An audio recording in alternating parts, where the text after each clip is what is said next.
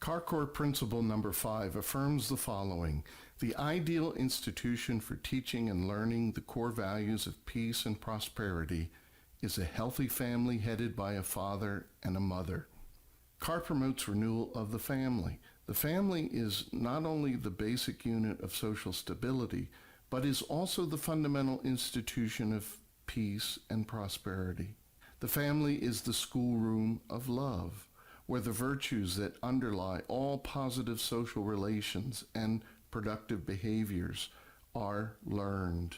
The family unit comprised of a father and mother is deeply rooted in the universal self-evident laws of nature and of nature's God, from which our essential human rights emerge. Universal principles bind us together because they originate from a common source and are applicable to all, and define the very core of our common humanity. Thus, the family comprised of a father and mother, sculpted by universal principles, is common to all of us, regardless of race, ethnicity, gender, or national origin. We all were conceived and given birth through a father and mother, and every person was endowed by their birth with the same human rights. Thus, the institution of the family comprised of a father and mother is sacred and is an essential institution that benefits all members of society. Conversely, the decline of that institution bears dire consequences equally for all.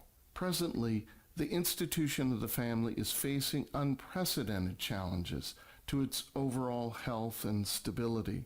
There is, in fact, a worldwide crisis that threatens the very existence of the family as we have known it.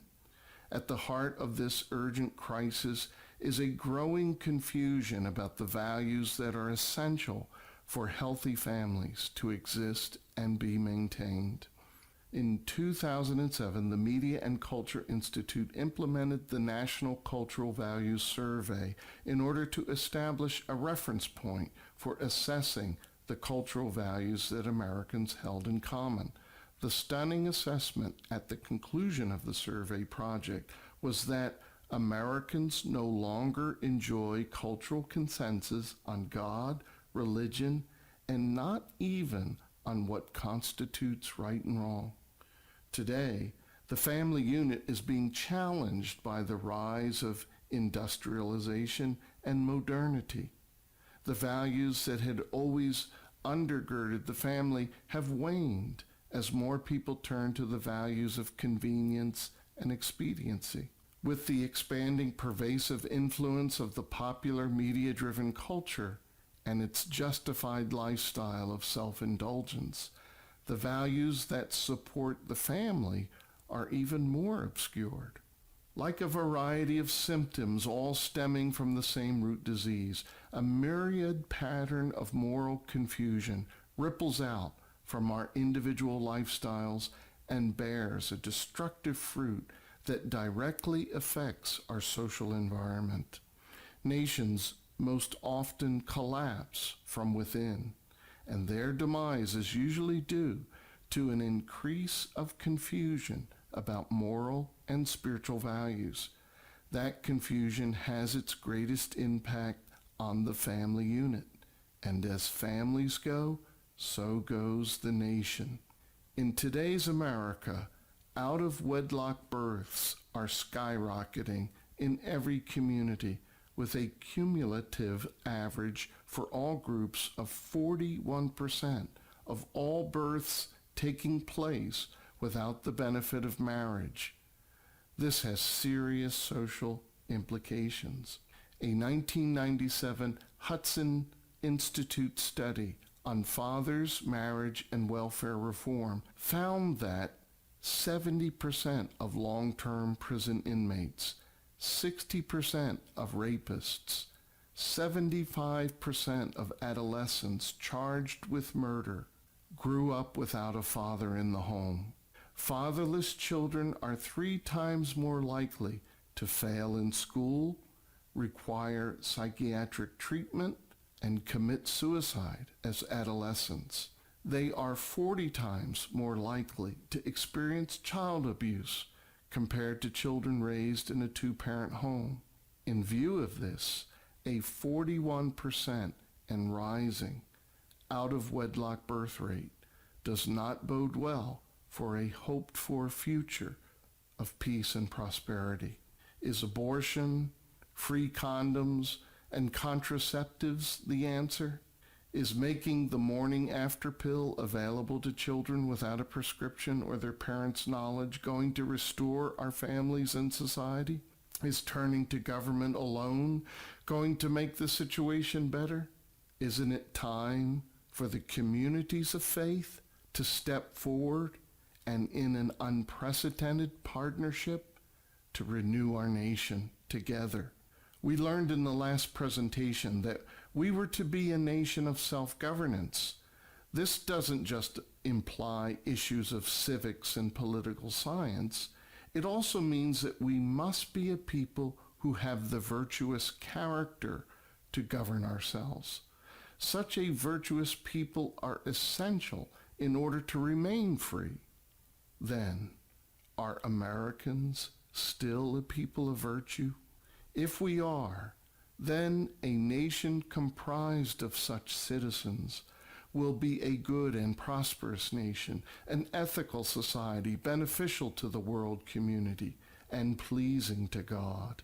Given that such an ethical society requires the foundation of the family, and because that foundation is presently confused, we conclude that we need a new vision to clarify the meaning, value, and role of the family in building an ethical and happy and prosperous nation. In view of this, we assert the family is a school, a unique and necessary school of special and vital teachings. Number one, the family is the school of love. It is within the family that we are to encounter love for the first time. In fact, our first human right is to be loved by the father and mother who conceived us. It is through the experience of receiving love and spiritual mentoring from our parents that the latent capability deep within each person, the capability to commit to loving others, is actually brought forth and magnified. In this way, over time and through consistent practice, a person can reach the highest potential of character. In more spiritual terms, it means to reflect the Creator, to achieve His ultimate purpose for our life as defined by one's own faith perspective. Number two, the family is the school that teaches social values. Relationships in the family concretely express the principles of life. It is where our endowed rights from God are first exercised, strengthened, and then harmonized within the greater whole of the family. It establishes the fabric of shared values for society and is where one is made ready to exercise the essential behaviors of an ethical society. Hence, the family is the most essential social institution to teach values that support a stable and happy society. Number three, the family is the school of human value. The family makes the value of human life tangible and experiential. By receiving the love and guidance of a father and a mother, children are raised in the ideal atmosphere to develop a genuine sense of their innate value and not the self-absorbed mindset that masquerades as self-esteem.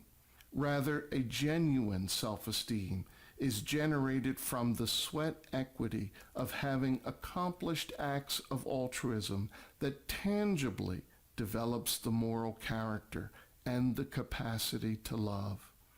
It grows the heart for others and not just the awareness of oneself. It is this experience of love that awakens one not only to the value of one's own life, but also to the value of all life, of everyone. The family forges the path toward the experience of love and service to others. It is the essential social unit where the value and benefit of living for the greater good is realized. Number 4, the family is the school of moral education. Ideally, a daughter first encounters the intrinsic value of men through the selfless, loving model of her father, not only by his own behavior toward her, but also by the example of her mother's love and respect toward her father. Likewise, a son should first discover the intrinsic value of women through the selfless, loving model of his mother, and how his mother is loved, respected, and cherished by his father. This is carried forward in the relationship of love and respect that should take place between brothers and sisters within a family, and then is extended as a model for proper relationship between young men and women in society itself. Upon this foundation, as men and women reach sexual maturity, they recognize that there is a unique, eternal, and intrinsic value within the self and within each person that far transcends the false sexualized identity and its subsequent justified behaviors that is foisted upon youth by the popular culture. This awareness of higher value with the momentum of the higher goals it engenders helps to empower youth with the necessary protective moral constraints that lead to lasting happiness and enduring love. Number 5, the family is the schoolroom of good citizenship and prosperity. More than any institution, the family compels its members to accommodate the needs of others.